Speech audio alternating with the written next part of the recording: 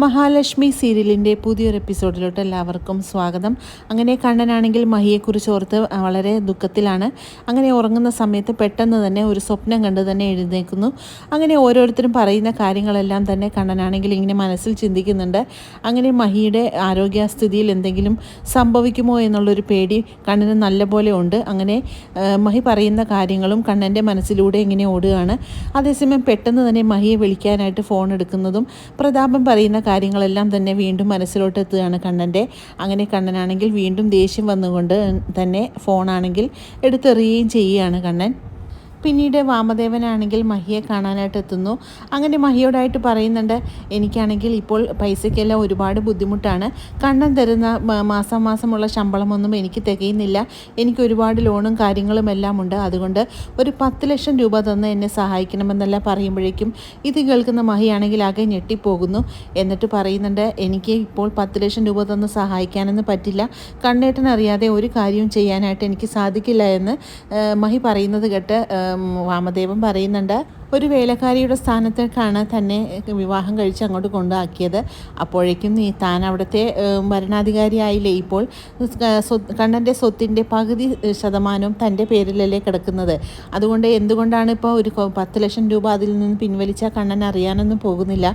അതുകൊണ്ട് എനിക്ക് 10 ലക്ഷം കിട്ടിയേ പറ്റുള്ളൂ. അല്ലെങ്കിൽ ഇപ്പോൾ കണ്ണൻ്റെ അച്ഛനെ കൊന്നത് പ്രതാപനാണെന്നുള്ള സത്യം കണ്ണൻ അറിഞ്ഞിട്ടില്ലാത്ത സ്ഥിതിക്ക് അത് ഞാൻ നേരിട്ട് പറഞ്ഞ് കണ്ണനെ അതൊക്കെ അറിയിക്കുമെന്നെല്ലാം പറയുന്നത് കേൾക്കുമ്പോൾ മഹിയാണെങ്കിൽ ആകെ ഞെട്ടി വിറയ്ക്കുകയാണ്. പിന്നീട് മഹിയാണെങ്കിൽ വാമദേവൻ പറഞ്ഞിട്ടുള്ള ഡിമാൻഡുകളെല്ലാം അംഗീകരിച്ചുകൊണ്ട് തന്നെ അവിടെ നിന്നും പോകുന്നു. വാമദേവനാണെങ്കിൽ ഈ ഒരു സന്തോഷം സീമന്തിനെ അറിയിക്കുകയാണ്. ഇനി നമ്മൾ രക്ഷപ്പെട്ടടി. 10 ലക്ഷം രൂപ ചോദിച്ചപ്പോൾ തന്നെ അവൾ തരാമെന്ന് സമ്മതിച്ചു.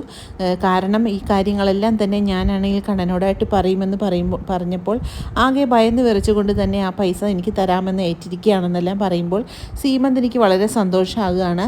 ഈ സത്യം നമ്മളാണെങ്കിൽ കൈവശമുള്ളത് കൊണ്ട് തന്നെ ഇനി ഓരോ പ്രാവശ്യം 10ഉം 20ഉം 25ഉം ഒക്കെ ആയിട്ട് അവളുടെ അടുത്ത് നിന്ന് മേടിച്ചെടുക്കണം. അങ്ങനെ നമുക്ക് നല്ല ലാവിഷായിട്ട് ജീവിക്കുകയും ചെയ്യാം. നമ്മളുടെ സ്വാതിമോളെ നല്ല നിലയിൽ കെട്ടിച്ചയക്കുകയെല്ലാം ചെയ്യാമെന്നെല്ലാം വാമദേവനാണെങ്കിൽ സ്വപ്നം കാണുകയാണ്. പിന്നീട് വാമദേവനാണെങ്കിൽ 10 ലക്ഷം രൂപ ചോദിച്ചിട്ടുള്ള കാര്യം അനന്തുവിനോടും ലേഖയുമായിട്ട് മഹി പറയുന്നത് കേട്ട് ലേഖയും അനന്തും പറയുന്നുണ്ട്, അയാളാണെങ്കിൽ ബ്ലാക്ക് മെയിൽ ചെയ്യുകയാണ്. അയാളെ ഇങ്ങനെ വിട്ടാൽ പറ്റില്ല. കണ്ണൻ അറിയാതെ ഒരൊറ്റ രൂപ പോലും മഹി എടുക്കരുത്. അത് പിന്നീട് വലിയൊരു അപകടത്തിൽ തന്നെയായിരിക്കും കൊണ്ടെത്തിക്കുന്നതെന്നെല്ലാം പറയുമ്പോൾ മഹി പറയുന്നുണ്ട്, അതെനിക്ക് ഒരിക്കലും ചെയ്യാൻ പറ്റില്ല അനന്തുവേട്ട. കണ്ണേട്ടൻ അറിയാതെ ഒരൊറ്റ ചില്ലി കാശ് പോലും എടുക്കാനായിട്ട് എനിക്ക് സാധിക്കില്ല. കണ്ണേട്ടനെ വഞ്ചിക്കാനും എനിക്ക് പറ്റില്ല എന്നെല്ലാം പറയുമ്പോൾ ഇനി എല്ലാ കാര്യങ്ങളും മഹി തന്നെ വേണം തീരുമാനിക്കാൻ. കാശ് കാണുമ്പോഴേക്കും സ്വന്തവും ബന്ധവും എല്ലാം മറക്കുന്ന ഒരാളാണ് വാമദേവൻ. അതുകൊണ്ട് അയാളെ ഒരിക്കലും നമ്മൾ വിശ്വസിക്കരുതെന്നെല്ലാം അനന്ത് പറയാണ് മഹാലക്ഷ്മിയോട്. അങ്ങനെ മഹാലക്ഷ്മി പറയുന്നുണ്ട്, ഞാനൊരു കാര്യം തന്നെ തീരുമാനിച്ചിട്ടുണ്ട്, അത് ഞാൻ നടപ്പിലാക്കിയിട്ട് വരാമെന്ന് പറഞ്ഞുകൊണ്ട് മഹി അവിടെ നിന്നും പോകുകയാണ്. മഹി ആരെ കാണാനായിരിക്കുമോ പോകുന്നത്, കണ്ണനെയാണോ അതോ മാർക്കോനെയാണോ എന്നെല്ലാം രണ്ടുപേരും കൂടെ സംസാരിക്കുന്നു.